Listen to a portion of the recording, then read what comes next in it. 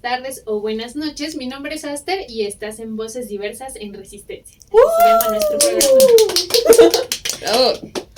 Y bueno, pues hoy contamos, digamos que de manera presente con 2 invitadas y de manera no presencial. También tenemos otras participaciones que ya estaremos viendo a lo largo del programa, pero primero que nada me gustaría que se presentaran ustedes dos. ¿Quién quiere empezar? Saludos a todos, mi nombre es Vic Gualito, soy una persona no binaria transmasculina, mis pronombres son preferencialmente neutros, ella, pero también puedo usar pronombres masculinos, él y... Hola, yo soy Miguel Reséndiz, soy una persona trans no binaria a género y utilizo cualquier pronombre. Igual, no sé si nos podrían comentar un poquito a qué se dedican o qué hacen. Bueno, yo soy... me desempeño en distintas cosas. Soy profesor de matemáticas para niños de Estados Unidos y también soy músico de staff para una empresa de software musical. Yo me dedico a la enseñanza de idiomas. Actualmente enseño más portugués, pero también hago traducciones de náhuatl, que es la lengua del pueblo originario por parte de mi papá, que es de la Huasteca hidalguense. Pero también manejo idiomas como italiano, inglés, que es como de lo que más piden también, un poquito de francés y también lengua de señas mexicana y lengua de señas brasileña. Oh my God. ¿Cuántos idiomas? Y yo, qué genial. Bueno, pues hoy la dinámica... antes de eso, vamos a citar un artículo que aquí ya me hicieron favor de compartirme. Y en este artículo de BBC dice que se encontró que las personas transgénero o de género diverso tenían de 3 a 6 veces más probabilidad de informar que eran autistas. Y es que el tema que vamos a tratar hoy es justamente relativo al autismo. Este tema que decidimos abordar justo surge a partir de la fecha del 2 de abril, que es el día... ¿cómo se le llama? ¿Por la concientización? Por la concientización del autismo. Eso, mero. Y yo, es que se me olvida la palabra concientización, es muy larga. Es muy larga, sí, pero también ha cambiado de nombre bastante. Si no me equivoco, el año pasado se hablaba también de la aceptación del autismo, porque va como por niveles. Ajá. Pero bueno, son propuestas de diferentes organizaciones. Lo importante es hablar como del tema del autismo en general y de la neurodiversidad de personas. Justo, y es que quería como que respondiéramos a este objetivo de conocer un poquito más sobre el autismo, sobre cómo viven las personas autistas. Y a partir de eso fue que invité a varias personitas. Bueno, ahí hice como una pequeña convocatoria, creo, eso fue más bien a lo que respondieron. Y tenemos 2 invitadas que nos enviaron sus respuestas por escrito. Entonces, ¿qué les parece si iniciamos por ahí para ir leyendo las preguntas y ver las respuestas? Y a partir de eso, ¿qué nos pueden comentar también Vic, Gualito y Miguel? Creo que no mandaron como una presentación como tal, ¿verdad? Ay, no, pues no les pedí, ¿verdad? Es que ese es el tema también con personas autistas, que por nuestra literalidad, si no nos pides como todo de manera muy explícita, no sabremos qué hacer.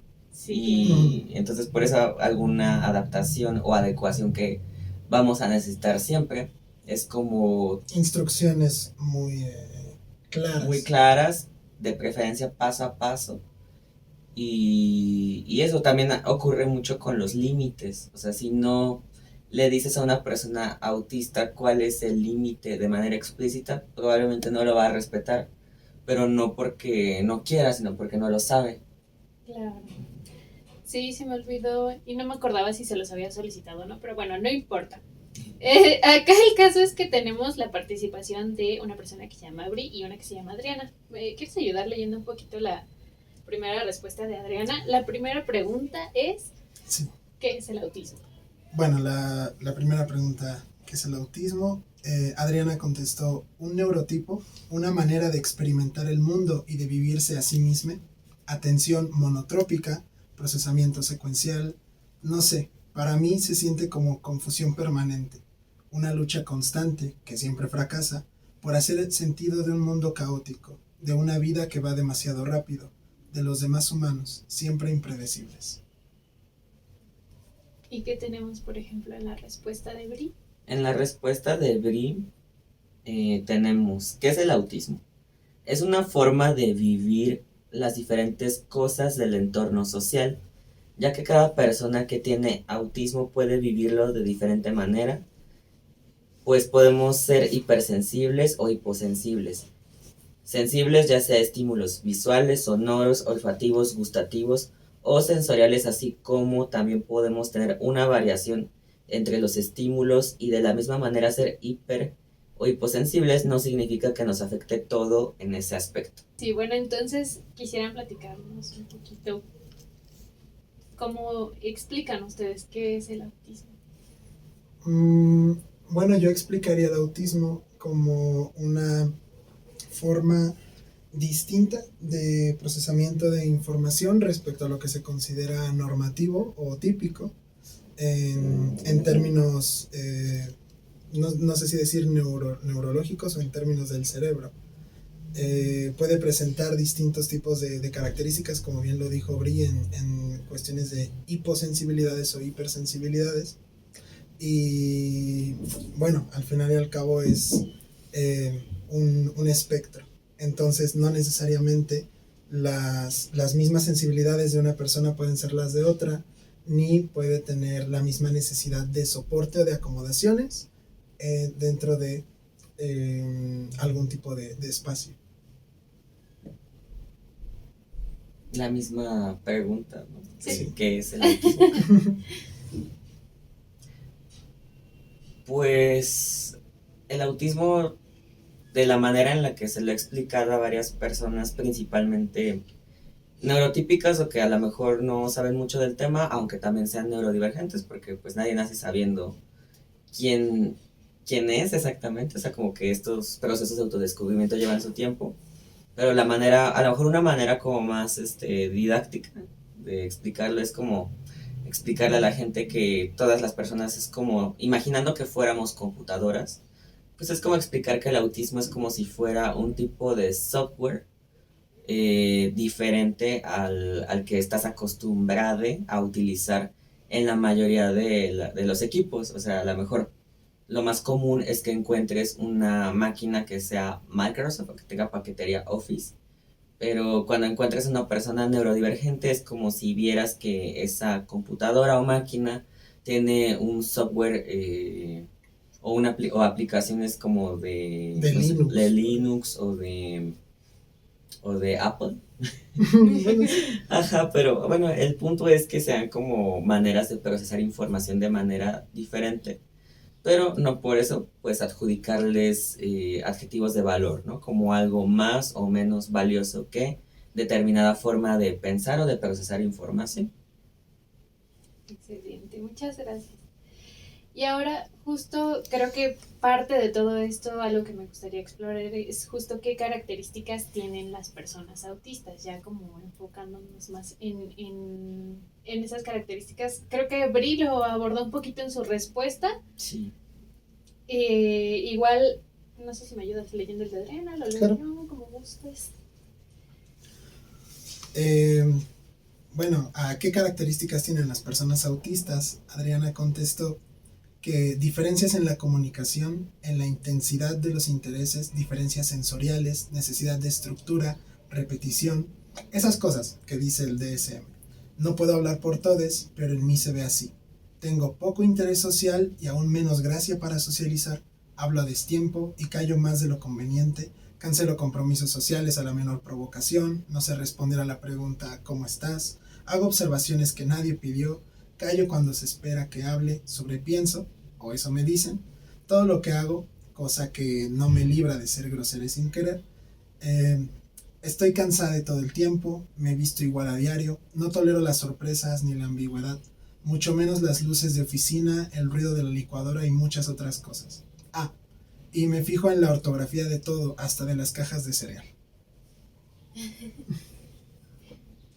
Y lo que nos dice Bri hacia la misma pregunta de las características de personas autistas es: no existe una característica que pueda definir el autismo, pero lo que se puede observar en nuestras vivencias es el infodumping, que es prácticamente un interés que tenemos desde la infancia y por la cual podemos hablar e incluso volvernos especialistas del tema. Aunado a esto se puede notar el hiperfoco, que ya es peculiar, puesto que podemos pasar horas haciendo una actividad o tarea en la que a nuestro cerebro le genera tal placer que podemos dejar nuestras necesidades básicas de lado por determinado tiempo. Ok, bueno, ya hace rato, justo antes de grabar todo esto, platicábamos que debido a que este es un espectro, las características son diferentes, ¿no? Entonces, para ustedes, ¿cuáles son como las características que destacan en ustedes? Creo yo que se puede presentar dentro del propio espectro autista diferencias dentro de estas sensibilidades. Yo creo que, por ejemplo, habemos personas autistas, por ejemplo, a mí no me gusta mucho el contacto físico con otras personas, pero hay otras que no, que a lo mejor les gusta más el contacto físico con otras personas. En realidad, por eso es que se habla de hiper e hiposensibilidades. Cuando hablamos hablando del TDA, sí. Bueno, aquí un breve paréntesis es que, o sea, estamos hablando ahorita de autismo, pero existen personas como mí que tienen un neurotipo combinado, o sea, además del autismo tiene TDAH. Entonces eso también marca una diferencia muy notable, porque ahorita estamos teniendo dificultades para que el mix se concentre, porque hay muchos de la negra. estímulos en el ambiente. A ver, para aclarar, de cierta forma sí me concentro, pero como le presto atención a otras cosas luego, es como que me da risa y como ese sonido, que a lo no sé si escuchen ustedes, la verdad, pero bueno, lo que ocurre con personas autistas es de que pueden llegar a presentar distintos tipos de necesidades y distintos tipos de acomodaciones necesarias para que puedan tener una convivencia cómoda dentro de ciertos espacios. Entonces, diría yo que características del autismo varían muchísimo, pero siempre quizás llevan como constante la necesidad de, se les llama acomodaciones, pero en realidad pues son cosas que, como tenemos un neurotipo distinto a lo típico, no son cosas presentes, pero son cosas que deberían de estar presentes en espacios que busquen una verdadera inclusión hacia todo tipo de personas. Características que tengo yo, como comentábamos antes de la grabación, a mí me gusta mucho la sensación, me genera mucho placer sentir bebidas calientes pasando por mi cuerpo. Pero eso no significa que a todas las personas autistas les guste esa misma sensación de pasar sustancias o líquidos calientes o medio que tibios por su cuerpo, porque he conocido personas autistas que prefieren la sensación de sentirlo frío. Entonces tiene mucho que ver con esto que nos comentaba Bri en sus respuestas de las diferencias entre hiper e hiposensibilidades. Habemos personas autistas con piel o con partes del cuerpo que pueden ser como más hipersensibles o hiposensibles. En mi caso yo creo que tengo una piel mixta, porque, o sea, sí hay partes del cuerpo donde soy muy sensible, pero hay partes del cuerpo en las que no siento como lo mismo que la gente neurotípica.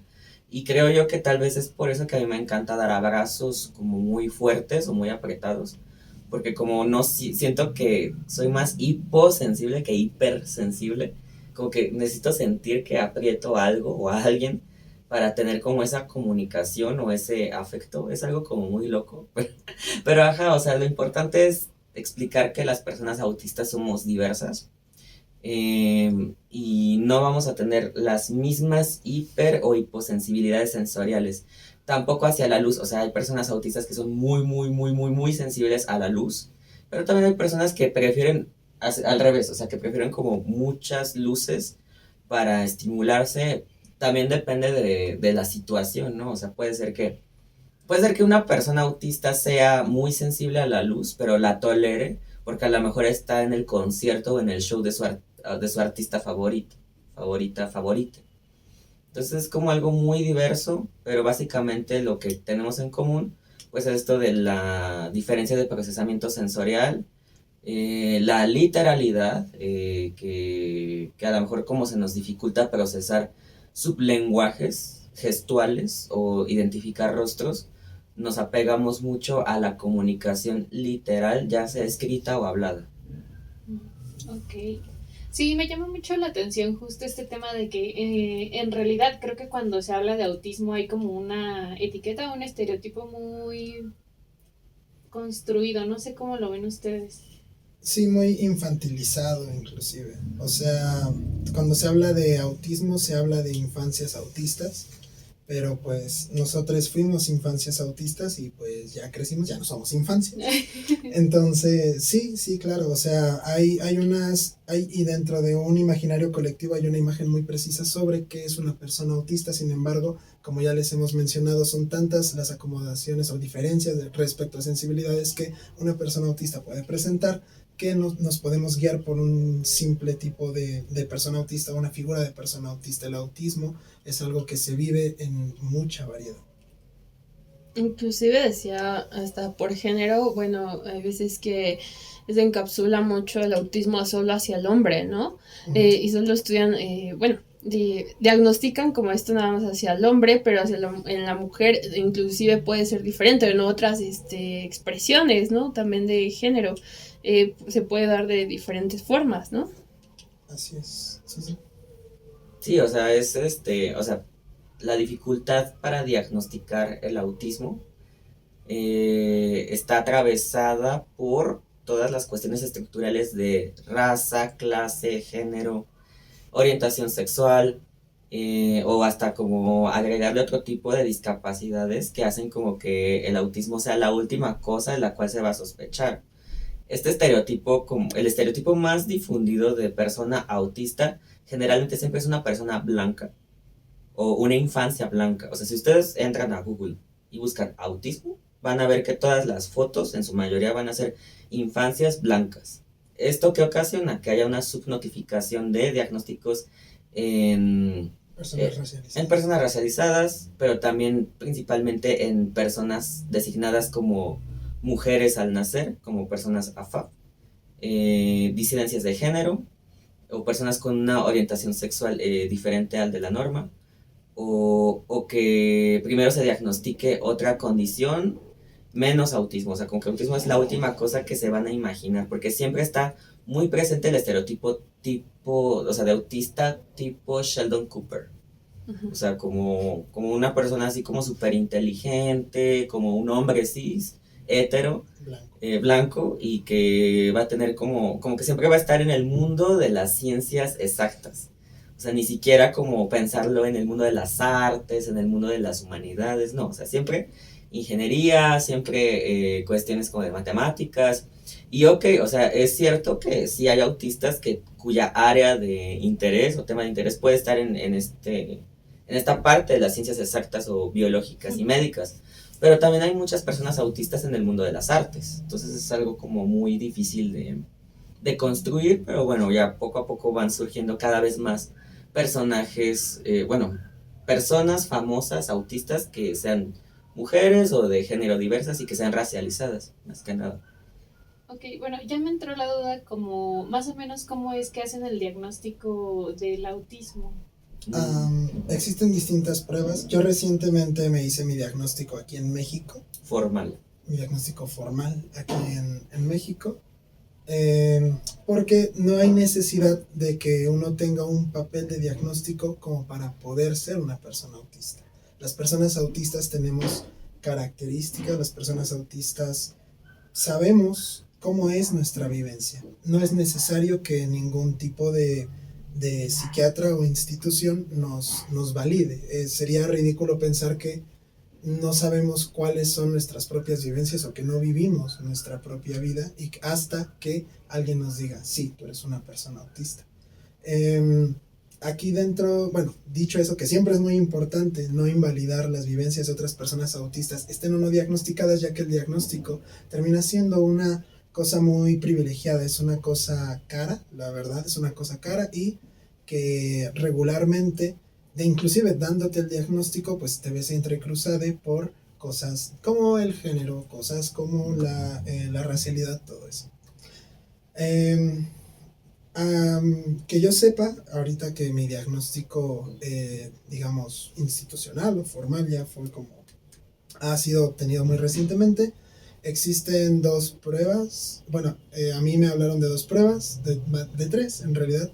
La prueba Véanme, que es una prueba para diagnosticar infancias autistas, la prueba A22, que es una prueba igual de diagnóstico de autismo, y la prueba ADICR, que va orientada hacia los cuidadores de la persona autista para poder identificar esas señales o esas características del autismo presentes en una edad temprana. Estas pruebas son como tipo, más o menos como qué procedimientos se hacen, o son como tipo cuestionarios. ¿No? Sí, la prueba Véanme es un cuestionario que uno tiene que llenar es una prueba que va orientada hacia una cuestión de infancia y a una cuestión ya después de esa misma persona, pero en una edad más avanzada. Entonces, regularmente se pide que se conteste junto con les padres, junto con los cuidadores de esta persona. La prueba A22 es una prueba que realiza un profesional, ya sea una persona orientada al área de la psicología o la psiquiatría, y la prueba ADICR creo que es de la misma forma un profesional orientado a la cuestión de la psicología o la psiquiatría. Perfecto. ¿Hace cuánto tiempo que ustedes se saben autistas? Esa era como la siguiente pregunta. 4 años de diagnóstico formal. De diagnóstico formal hace... ¿Hoy es sábado? 3 días. El jueves me lo dieron, el viernes lo celebré y hoy sábado estoy hablando de Lo celebré. Pero acabe de destacar que como personas autistas siempre hemos sabido que hay algo que no encaja dentro de una cuestión de interacción social quizá con otras personas, nada más que encontrar el nombre de ello, que ya es un acceso a la información, y poder obtener un diagnóstico que, como ya les mencioné, es una cosa de mucho privilegio, pues es complicado. Entonces les hablamos de nuestro diagnóstico formal, pero entendernos autistas o diferentes, pues eso ha sido prácticamente desde nacimiento. Es importante, el diagnóstico les da más tranquilidad una vez que lo saben, o sea, aunque ustedes sepan que hay algo ahí diferente, pero el diagnóstico sí les proporcionó cierta tranquilidad, o sea, sienten que cambió algo. Bueno, en mi caso, la experiencia reciente definitivamente creo que fue como, como que ya poder darle un nombre a ciertas cosas, pero ya desde yo antes investigar por ciertas cuestiones, por ciertos medios, redes sociales, demás, ya me trataba yo mismo con las acomodaciones de una persona autista. El obtener un diagnóstico, como dije, que lo celebré ayer, viene la celebración por los entrecruzamientos que puedo llegar a tener como una persona racializada y una persona trans, pero no es por la validación de una cuestión médica o una cuestión psiquiátrica. Sin embargo, sí que te da acceso a ciertas cosas. Cuando ya tiene su diagnóstico, dependiendo de una cuestión del país en donde uno se encuentra, creo que de eso sabe más. Pues miren, para empezar, o sea, lo del tema del diagnóstico es muy semejante a la cuestión trans, en el sentido de que hay gente que cree que para que te validen como persona trans, a lo mejor es algo como ya más arcaico, pero sigue influenciando hasta nuestros días, ¿no? O sea, de que hay gente que cree que solamente tu identidad trans es válida cuando tienes un papel de un psiquiatra que dice, esta persona sufre o padece disforia de género. Que bueno, para empezar, no es que suframos, no es que padezcamos, es algo mucho más complejo que eso. Obviamente que sí sufrimos, tanto las personas trans y autistas, sufrimos como esta cuestión de la transfobia estructural o del capacitismo estructural, pero no es por quiénes somos, es por la discriminación. Ahora, sobre el diagnóstico, o sea, por ejemplo, en el caso de ser personas trans, a lo mejor tenemos recuerdos de disconformidad con el género a los 3 4 años de edad que teníamos desde que íbamos en el kinder, en la primaria. Y lo mismo con la cuestión de ser autistas o neurodivergentes. Tenemos recuerdos así de la más tierna infancia, pero solamente cuando adquirimos conciencia de y cuando se nos entrega un papel, pues es como que empezamos a tener acceso a derechos dentro del sistema, de los sistemas formales, vaya. Porque, por ejemplo, o sea, depende, como decía Mig, o sea, depende mucho del país en el que nos encontremos, porque desgraciadamente México es un país que está muy atrasado en cuestiones de acomodaciones hacia personas neurodivergentes. ¿Por qué? Porque, por ejemplo, en lugares como Francia, personas con diagnóstico de TDAH pueden solicitar un pupitre para que tenga como pedales para estar moviendo las piernas mientras estudian. En países como Brasil, allá, o sea, ya sin hablar como de Europa, hablando como más de América Latina, en el caso de Brasil, si tú presentas tu diagnóstico como persona TDAH, se te hace también como, se te otorga 1 hora a más para hacer cualquier examen de admisión. Y en el caso de personas autistas, también hay cierto tipo de acomodaciones, también, pues, dependiendo de cuál sea tu diagnóstico, puedes acercarte a la persona que hace la evaluación y decirle, ¿sabe qué? Yo necesito tales o cuáles adaptaciones y se te realizan.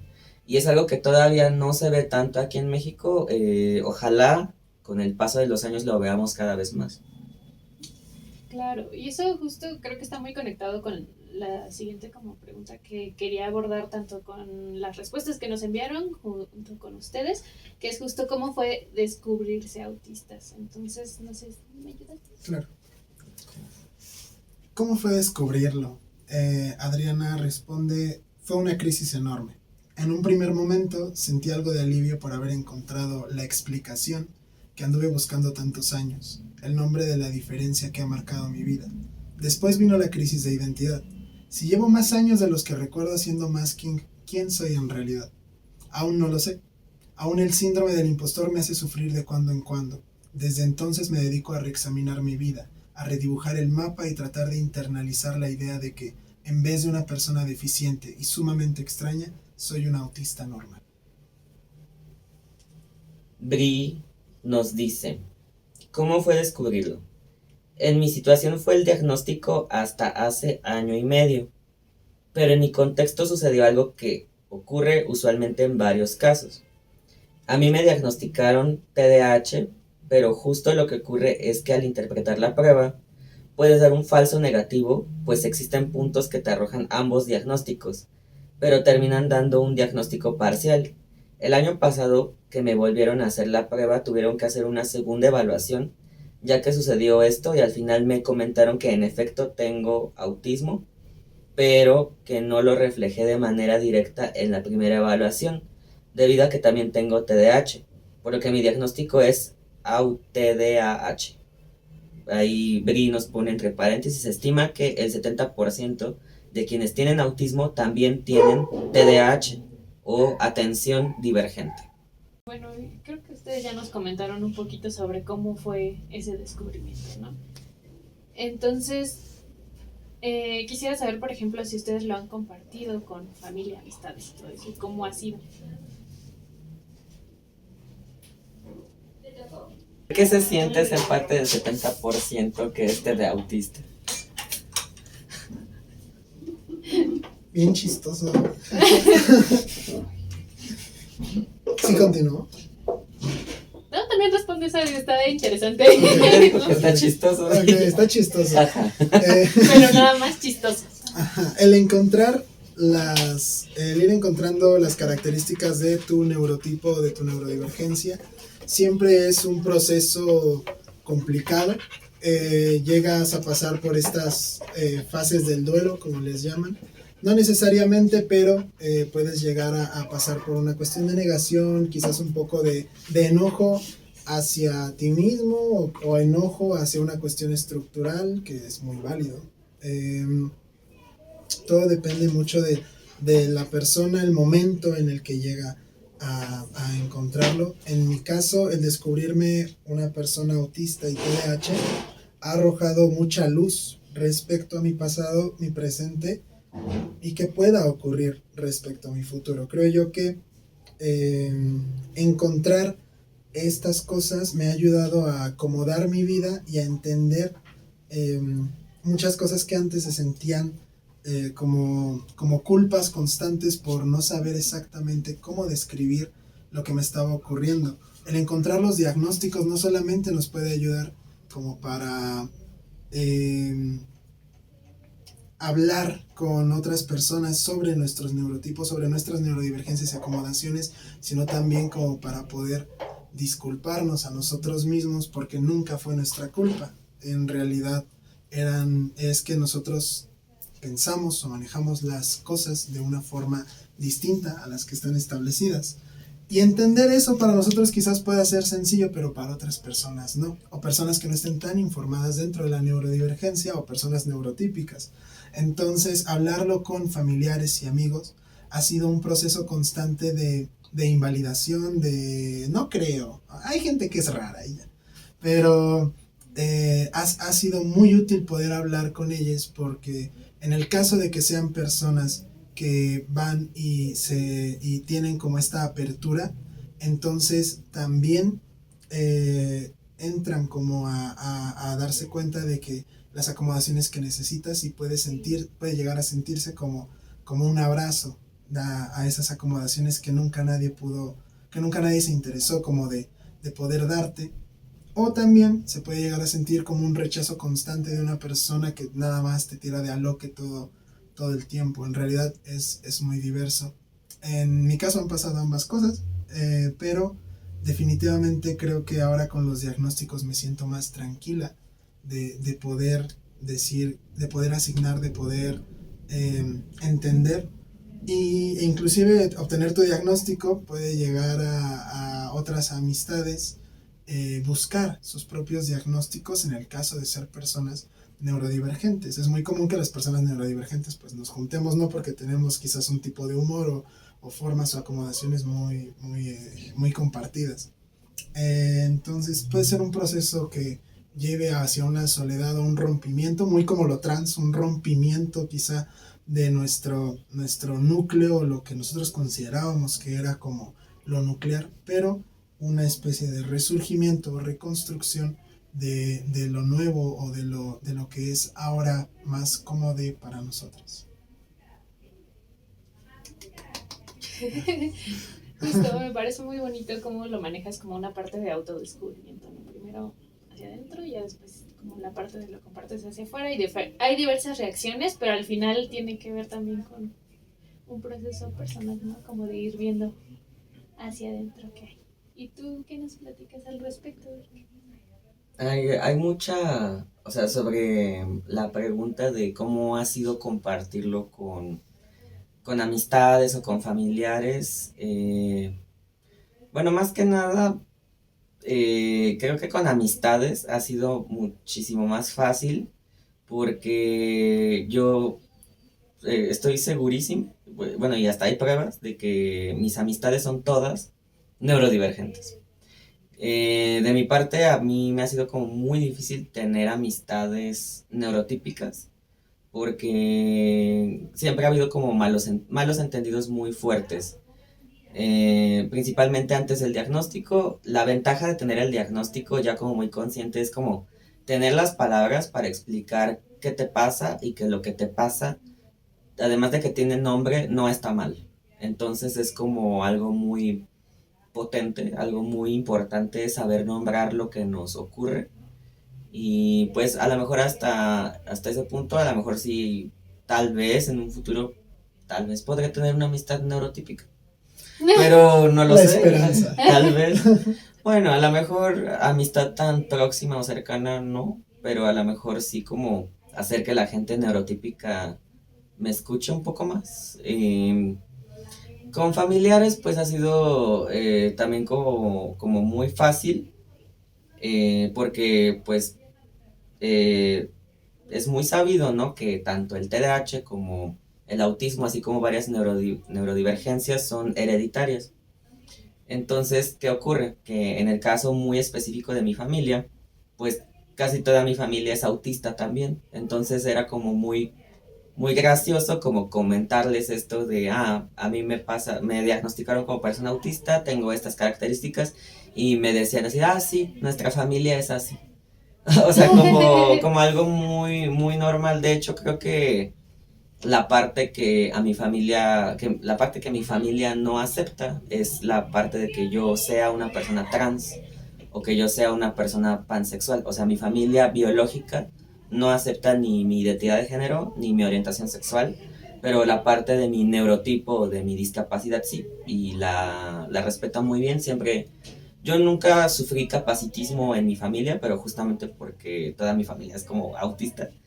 Pero eso también es muy importante de decirlo, porque ser autista no significa que no seas LGBT fóbico, ¿no? Y es algo que yo veo muy presente en mi familia. O sea, vengo de una familia de autistas, pero mi familia es muy transfóbica conmigo, así que es algo muy complejo, porque por otra característica que tenemos las personas autistas, que es la rigidez cognitiva o la dificultad de cambiar de pensamiento como muy fácil, hace que no puedan aceptar mi transición. Entonces es como es complejo, es complejo.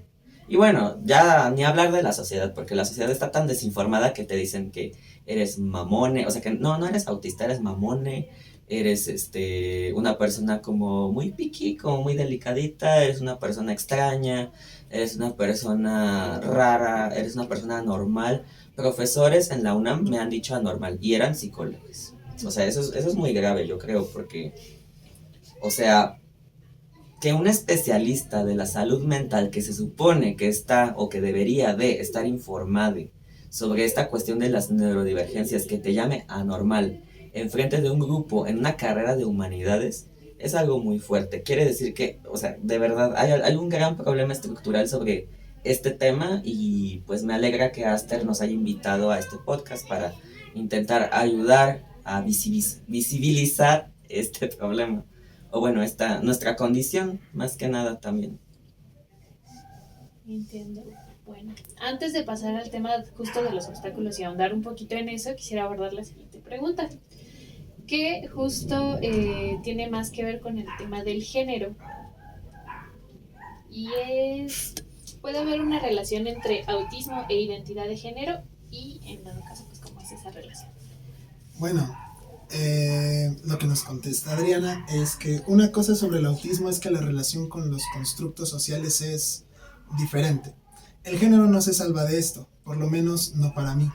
Desde niña es algo que no me ha hecho sentido y siempre me pareció ficticio. Aunque uso ella y me nombro no binaria, lo hago más por practicidad que por una convicción profunda. En realidad, mi identidad de género más profunda es no gracias. El género es algo que puedo entender a nivel intelectual, una cosa que surge y es necesaria en lo social, algo que puedo pero a solas, en lo profundo, en lo profundo prefiero no. Ok, muy interesante. Bri nos dice, en relación a lo de autismo e identidad de género, el autismo rompe con muchos contactos sociales desde la forma en la que realizamos las cosas, ya que estamos generando inconformidad, pues muchas acciones que realizamos para cualquier tarea es diferente de una persona neurodivergente a una persona neurotípica. El género no se salva de esto, por lo menos no para mí. El género es algo que puedo entender a nivel intelectual, pues este es mi hiperfoco donde mejor me desarrollo. Me gusta explicarlo de esta manera. Cuando tienes el hiperfoco te puedes adentrar tanto que quieres saber el porqué de las cosas de las cosas así mismo me sucede, y a varias al momento de descubrir la sexualidad. puesto que te adentras tanto que muy difícilmente tendrás dudas de este tema, e incluso mediante uno de los estudios más grandes y recientes, dirigido por el profesor de la Universidad de Cambridge, Baron Warrior, analizó la información proporcionada por 600.000, no, 641.860 personas. Al realizar este estudio se percató que las personas transgénero o de género diverso tenían de 3 a 6 veces más probabilidades de informar que eran autistas que otras. Ok, muy bien. Y creo, ya anteriormente, antes de la grabación y todo eso, me habían comentado justo, creo que tú, ¿verdad, Vic? Que para ti sí tenía una relación como muy estrecha el tema del autismo con el género. Sí, justo el estudio que menciona Bri en su respuesta, pues fue un estudio muy famoso que se divulgó bastante en el año de 2020. Y justamente, o sea, a mí no se me hace nada extraño esta cifra tan alta de la probabilidad de personas autistas para identificarse como personas transgénero o de género no conforme, porque en mi caso muy particular, lo que vino antes de... O sea, yo hice consciente primero que era una persona autista y después vino mi identidad trans. En cuestión de autodescubrimiento, porque pues sabemos que todo el tiempo hemos sido de esta forma, solamente que no le habíamos dado como un nombre, no le habíamos dado sentido. En mi caso fue como más fuerte esto de enterarme que soy autista y ya después de leer el diagnóstico, que eran hojas y hojas de mi historia de vida, este gran esfuerzo por recordar cosas de la infancia, respondiendo a las pruebas A22 y a ADIS-R, pues ahí toda mi historia hizo sentido porque al no identificarme con las niñas o con los niños en la primaria, en el kinder, pues también como que me construyó como una persona no binaria, pero también tiene que ver con la neurodivergencia porque pues no solo es la parte del género, sino también la manera en la que procesamos las informaciones. Entonces, por eso que es muy común ver personas autistas no binarias, porque pues al no procesar la realidad de la misma forma, mucho menos con el género, no, o sea, es algo como que va muy de la mano, pues. Claro, y para ti personalmente, ¿cómo ha sido esta relación? Pues yo creo que cuando uno investiga encuentra cosas y se comienza a preguntar cosas. Entonces yo creo que muchas veces nuestros hiperfocos hacia algún tipo de tema o temas de interés y la diferencia o el distanciamiento que tenemos respecto a personas neurotípicas nos lleva a preguntarnos cosas que personas neurotípicas no se llegan a preguntar. Entre ellas está la cuestión del género.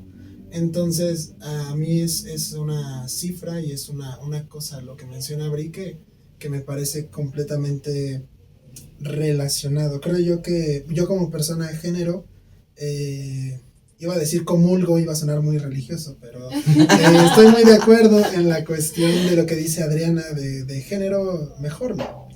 Mejor lo dejamos para otra vida, digamos. Me parece algo muy, muy bonita la reflexión que hace Adriana, porque sí, y bueno, que brilla Adriana hacen, porque el agarrar y pensar en las cuestiones normativas sociales y en las construcciones sociales que tenemos que seguir como personas, es algo que no se nos da directamente, o sea, no se nos da, pero ya cuando cruza tantas cosas como la cosa de género, encontramos que hay luchas y opresiones y cosas que nos llegan a atravesar.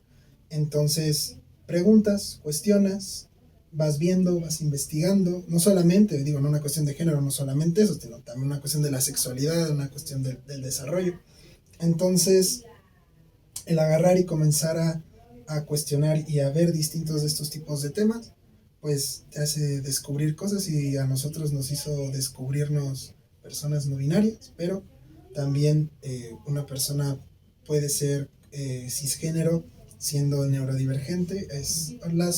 Hay muchas combinaciones, este mundo es muy complejo gracias a todo lo que es bueno, como diría Vic. Pero sí, creo yo que sí hay una correlación por una cuestión del, del cuestionamiento respecto a lo social. Sí, como todas las normativas, ¿no? Al final el género está lleno de todo eso, debe ser así y así y así. Interesante, muy bien.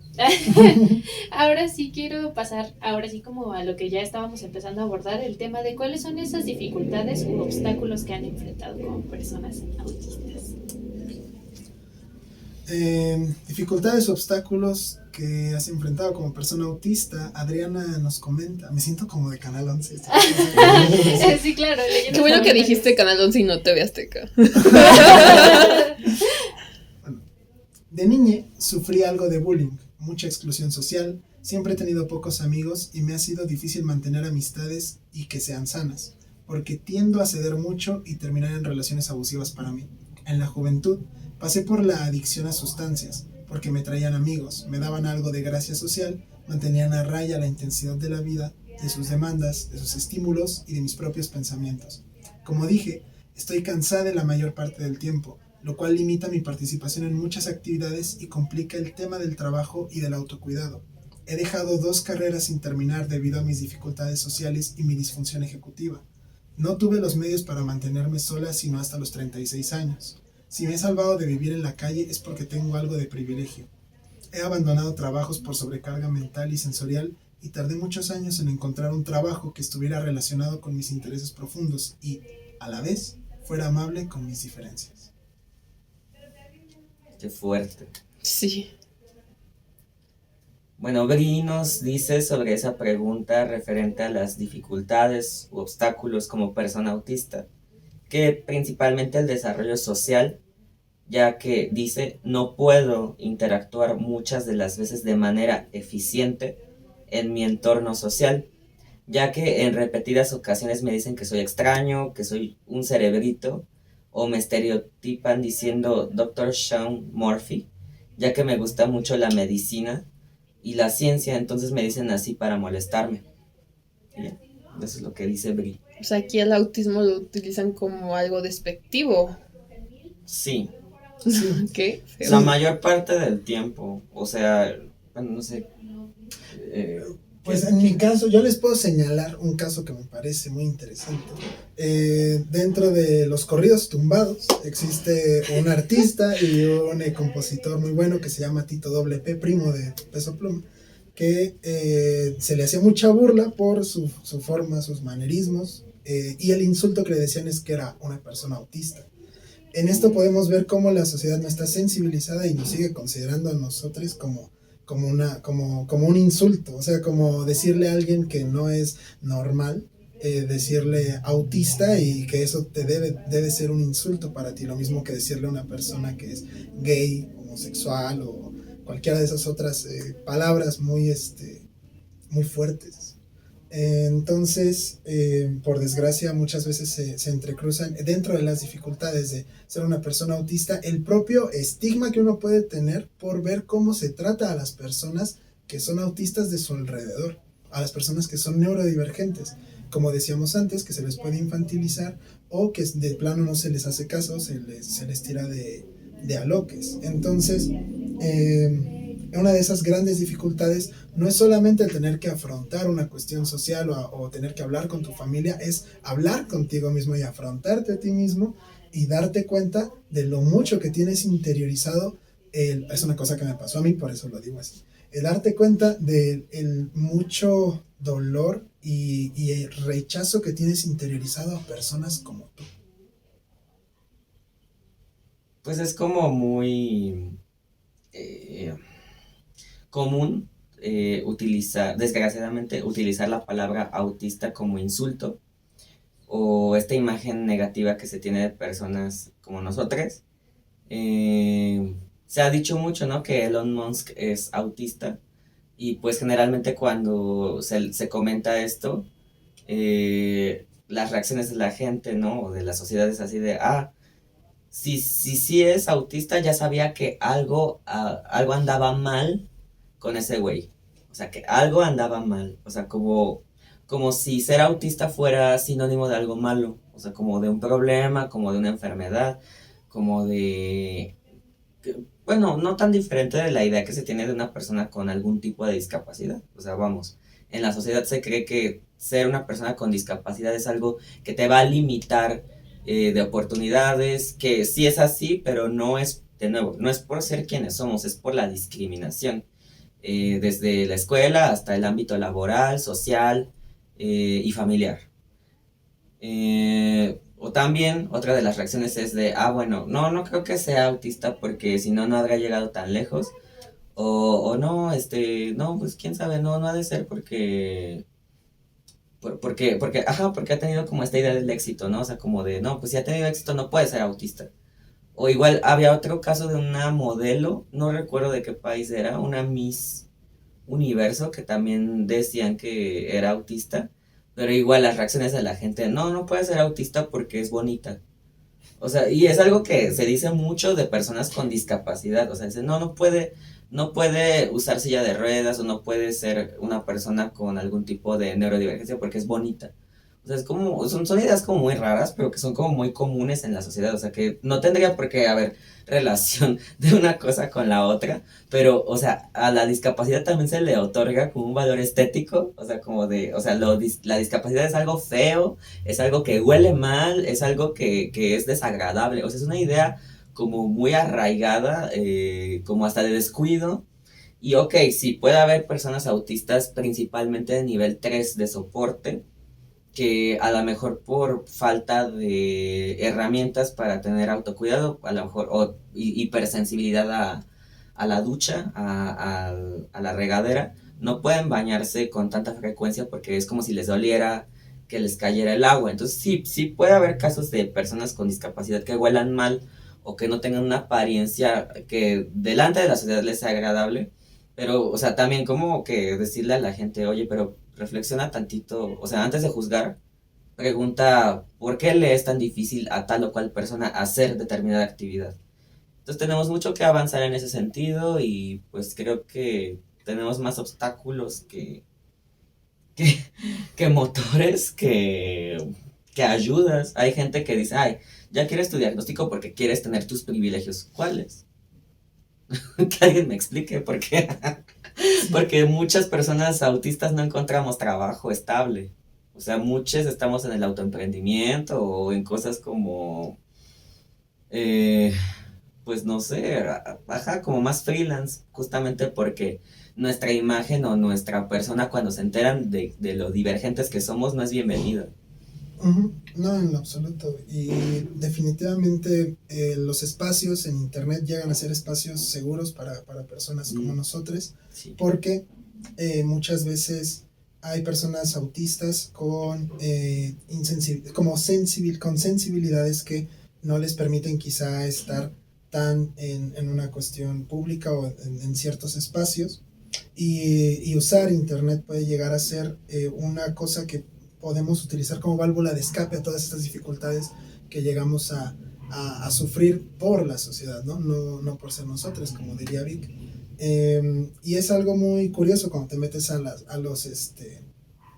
los foros o cosas de personas autistas, porque encuentras una comunidad de personas que conocemos cómo son ciertas dificultades o ciertas problemáticas, pero inclusive la reapropiación de ciertas cuestiones de chistes solamente dentro de la comunidad autista, o eso, el llegar a resignificar ciertas cosas puede llegar a ser algo muy bonito. Entonces cuando encuentras este tipo de espacios te das cuenta que ser una persona autista no es ser un insulto, no es un ya algo andaba mal. Te das cuenta que ser una persona autista es encontrar y conectar con personas que el mundo también por desgracia les ha pisoteado, pero puedes hacer comunidad y puedes estar con estas personas y convivir al fin en un entorno mucho más cómodo para ti. Pues entonces creo que sí la tenemos bien difícil con estos obstáculos, ¿no?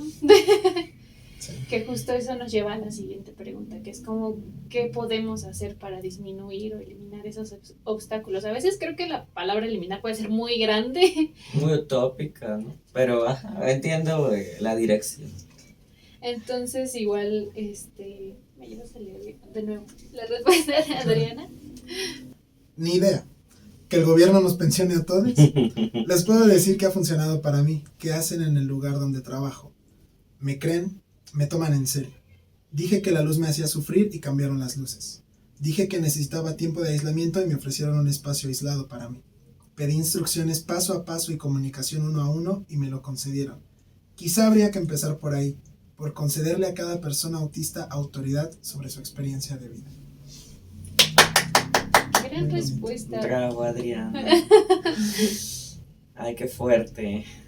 Bueno, Bri nos dice, compartiendo información creada desde la perspectiva de quienes vivimos el autismo.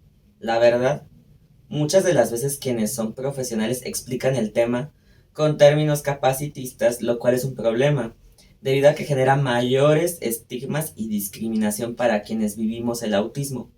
De igual manera existen foros sobre el autismo, así como el recién en la Ciudad de México, que se realizó una marcha por el autismo que también estuvo con información para concientizar a la población.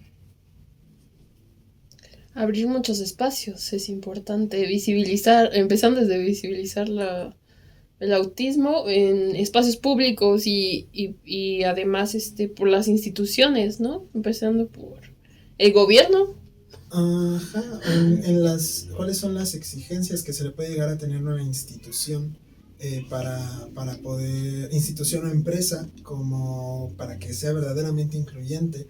Estoy de acuerdo en la cuestión de abrir espacios, pero en muchos casos también con lo trans no se trata, yo creo, de abrir como una cuestión de getificar, sino una cuestión de adaptar y agarrar esos espacios que ya existen y decirles no puedes seguir siendo un espacio de esta forma, tienes que serlo de esta forma, ya que se trata de una inclusión social, una cuestión de que todos cabemos en esta sociedad.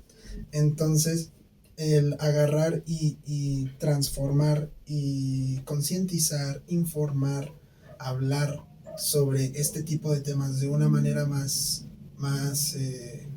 libre y con información fidedigna puede llegar a ayudar muchísimo, pero claro, la información no solamente sirve si la sabes, también si la aplicas.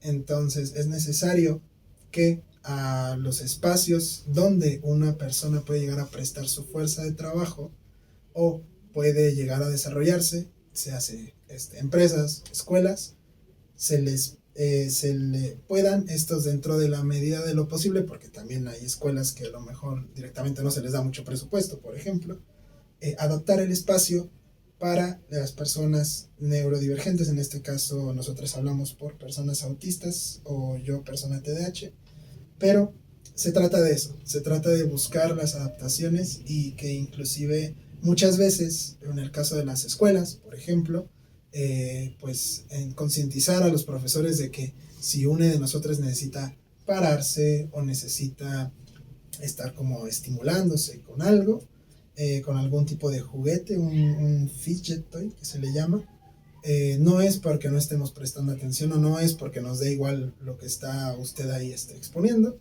sino estas acomodaciones y estas cosas sirven para que nosotros estemos en un entorno mucho más cómodo y de esa forma en verdad no llegar a la consecuencia más horrible, que es el abandono, ya sea de un entorno escolar, de un trabajo o directamente de un montón de opciones y oportunidades que son necesarias para sobrevivir en este tipo de sociedad. Sí, estoy totalmente de acuerdo con la respuesta de Adriana, pero yo creo que también tiene que ver con el hecho de que Adriana es la persona que ha participado en este capítulo de mayor edad y que es autista, ¿no? Nos comentaba algo así de que ella solamente logró como vivir de manera, entre comillas, independiente a partir de los 36 años y que tuvo que renunciar a varios empleos por saturarse. Pero también nos comenta su experiencia positiva de que al momento de hablar, de decir qué necesitaba, le hicieron caso. Entonces esa parte es como muy fuerte porque a veces hay personas autistas que no, ya sea porque no saben que son autistas o porque tienen una dificultad tan grande de expresarse, no pueden pedir sus adaptaciones porque, pues es eso, porque no lo saben o porque no pueden, porque les cuesta mucho trabajo. Entonces también como que, bueno, a las personas que nos están escuchando, que nos van a escuchar más adelante, decirles que existen personas autistas y que si sospechan de alguien que pueda ser autista y que no esté consiguiendo o logrando comunicarse, porque es el área principal donde está nuestra discapacidad sobre esta interacción social o comunicación, que por favor, si no es mucha molestia, que empaticen con nosotros y que intenten como preguntar, oye, ¿estás bien? ¿Qué te pasa? No sé, a lo mejor la luz está muy fuerte, a lo mejor el ruido está muy, muy alto, ¿qué necesitas? ¿Qué puedo hacer por ti? Y esto ya creo, o sea, es que es triste también porque debería de ser algo básico en cualquier espacio para hacerlo accesible, pero desgraciadamente no lo está. O sea, parece que estamos rogando por migajas de empatía, que estamos rogando por un mínimo de escucha hacia lo diferente. Entonces sería como lo decía Mig, ¿no? O sea, como adaptar lo que ya existe, pero también lo que nos decían que es importante también abrir espacios, en el sentido de que a lo mejor se abran plazas para incluir a personas, bueno, plazas afirmativas o de acciones de políticas afirmativas para que sí o sí haya por lo menos una persona LGBT en un empleo, una persona con algún tipo de discapacidad en algún empleo, una persona racializada en algún tipo de empleo, o sea, como justamente lo que hacen las políticas afirmativas, lo que hacen es como justamente el sistema capitalista no permite que las personas divergentes, sea de género, de raza, clase, discapacidad, lleguen a determinados puestos, como forzar un poco, abrir estos espacios y que la gente divergente pueda acceder. Es algo muy complejo de lo que estamos hablando, pero también por favor que hagan lo básico, que sería como tener empatía por gente como nosotros, por favor. Y luego, o sea, luego ni cuesta tanto, o sea, nada más es como adaptar ciertas cosas, o sea, en verdad lo que les pedimos no es así tan extraordinario, o sea, hay cuestiones de sensibilidades que en verdad dice uno, no es como que te vaya a costar mucho trabajo, simplemente es la cuestión de no querer escuchar a una persona neurodivergente. Hay gente neurotípica que cree que, por ejemplo, que no podemos ir a fiestas que por el ruido. Pero, o sea, ok, estamos de acuerdo en que no le van a bajar el ruido al estéreo o al sonido por nosotros. En ese sentido, ¿qué hacemos las personas autistas con algún tipo de hipersensibilidad auditiva? No es mi caso es más de la hiposensibilidad auditiva, pero de todas maneras, ¿qué se hace? Pues nada más vamos a lo mejor a lugares con mucha exposición al ruido, con canceladores de ruido. Nosotros hacemos un esfuerzo para adaptarnos a ciertos espacios. Hasta ahí todo bien. O sea, podemos hacer algún tipo de concesión, podemos ceder en algunas cosas, pero ya cuando estamos pidiendo una adaptación es porque ya de plano no podemos adaptarnos tan fácil a determinadas condiciones de trabajo o de estudio. Entonces es como una negociación constante, pero ajá, hay cosas que no les cuesta nada. O sea, hay cosas que es nada, no es más que otra cosa más que a partir del diálogo o lo que decías del presupuesto en las escuelas. Sí, o sea, las escuelas funcionarían, cualquier escuela funcionaría muchísimo mejor con mayor presupuesto, no solo para cuestiones de discapacidad, sino para cosas como muy básicas en cuestión de la higiene de los baños, de material didáctico, etcétera. Pero también hay algunas adaptaciones que no requieren de dinero para que las puedan hacer. Y creo que eso es lo mínimo que estamos pidiendo en este momento. Se trata de escucharnos. Se trata como de una cuestión de dialogación, de negociación, se trata de eso, pues. O sea, al final y al cabo lo importante es eso, no se trata de que ahora nosotros como personas autistas es como de, no, ahora nosotros queremos el poder, no, se trata de todas las personas de todo tipo de neurotipos tengan las acomodaciones necesarias para poder formar parte de esta sociedad, ¿verdad? Claro, pues sí, justo, ¿no? Se resumiría en la parte de escuchar, empatía y las acomodaciones que sean necesarias para cada persona, porque cada persona neurodivergente es diferente también. Así. Me gusta. Entonces, bueno, si quieren agregar algo más, un mensaje de despedida, una conclusión. Yo creo que Adriana y Bri, muchas gracias. Ustedes tienen unas perspectivas increíbles.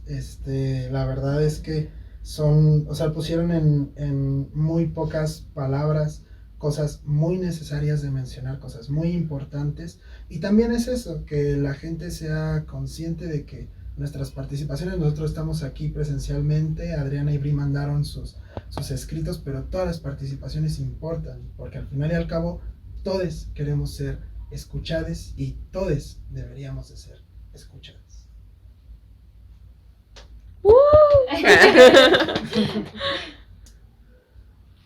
Sí, o sea, algo muy importante es esto, es lo que comentamos un poco antes de la grabación del podcast, de este podcast, es que nosotros, Nij y yo, tenemos como el privilegio de poder salir de casa y de recorrer largas distancias, aún siendo autistas y aún siendo trans. Porque en el caso de Adriana o de Bri, a veces esto no es tan fácil, ya sea por cuestiones de otro tipo de discapacidades que se interceptan con el autismo, ya sea por la cuestión de la disautonomía de Adriana o de la movilidad reducida de Bri. Entonces nosotros no tenemos eso, no tenemos esas condiciones y estamos aquí, pero no porque querramos protagonismo, sino porque estamos aquí para hablar de problemas colectivos, también compartiendo, bueno, siempre es esto, ¿no? O sea, dialogando con Adriana y con Bri. Bueno, ya sabemos que no pueden estar presencialmente en este espacio por el motivo que sea, pero si de verdad está la voluntad de participar, pues ofrecer estas adaptaciones y de nuevo, reforzar la cuestión de preguntar, del consentimiento, que ya ni siquiera es algo que sea exclusivo de incluir personas con algún tipo de discapacidad, sino ya es algo como hasta de responsabilidad afectiva sobre esta parte del conocimiento, porque no cuesta nada, o sea, yo sé que hay gente que va a creer que es algo muy, muy mamón, pero no cuesta nada preguntar, oye, ¿te puedo dar un abrazo? ¿Te gustan los abrazos? Si la persona dice que sí, está bien, y es un abrazo con consentimiento. ¿Por qué es importante? Porque es esto, hay personas neurodivergentes que sí les encantan los abrazos, pero hay otras personas a las que no les gusta que les toquen, ya sea en ningún momento o solamente en contextos o en situaciones muy específicas. Y yo lo digo como persona con ese tipo de privilegio de que a mí sí me encantan los abrazos, o sea, a mí me pueden abrazar quien sea, siempre que sea de una manera saludable y no con intenciones sexuales.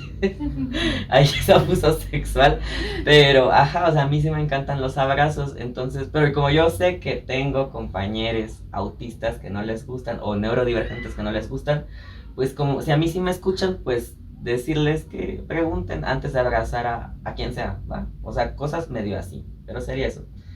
Sí, lo mismo que los pronombres. Los pronombres. O sea, todo eso, o sea, al final y al cabo es para todos sentirnos cómodos, llevarnos la fiesta en paz. Bueno, pues ahora sí creo que eso sería todo. Igual agradezco mucho a Adriana y a Abril por sus participaciones y también a Vic por coordinar un poquito este grupo que fue como, es que ustedes dos fueron quienes me pasaron como los contactos de las participaciones de hoy y pues me pareció muy, muy interesante y les agradezco mucho por venir, por estar aquí, por participar. A Adriana y a Bri, aunque no estén de manera presencial, también se los agradezco muchísimo. Y pues ya, esto sería todo.